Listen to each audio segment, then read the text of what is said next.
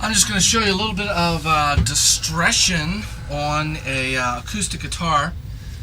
You'll find it's really good on plucked instruments because we have a little circuit in there.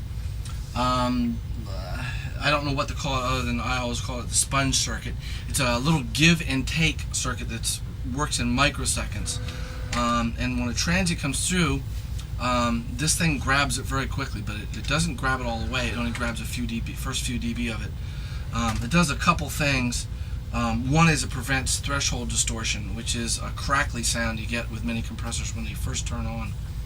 And the other thing it does is really makes plucked instruments full without the plastic edge. And of course, once you're in the digital domain, that plastic edge is something that you're always dealing with. It's at front transient, it's on drums, it's on vocals, it's on acoustic guitars, percussion.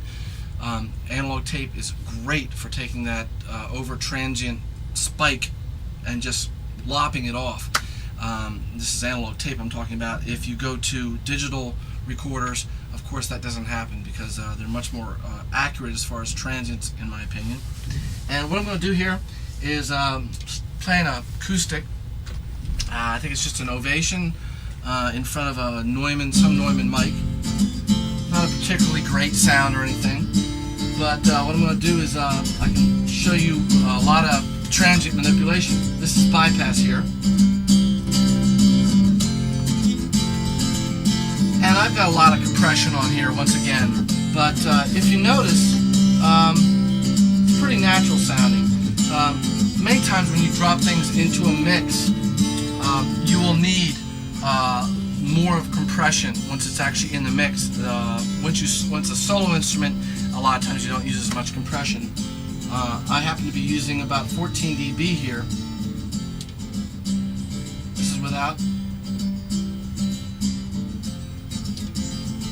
You can hear it brings up some of the bottom, makes quite a bit of the fullness apparent.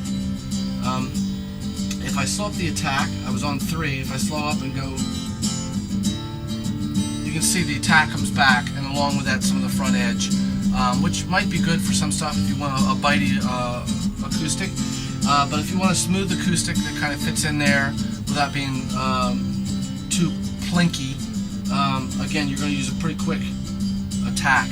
1176s have been known for doing this for many years, and that's what I'm kind of emulating here. I'm in a 6:1 ratio with a very fast attack of about 2.5 or 3, moderate release of 4 or 5, and again, once you drop that in a mix, it's going to be a lot fuller sounding. We can also grunge it up if you want. You can add some distortion. Getting a little bit of harmonic warmth there, and again, just for fun, I'm going to show you what the British mode does. It's really starting to crunch it up. The instant attack and release can really make that thing just over the top. If I slow up the release a little bit, I bring it back to a more natural sound. If you decrease the release, here it's obviously pretty distorted, which again might be just what you need. That's our acoustic guitar demo.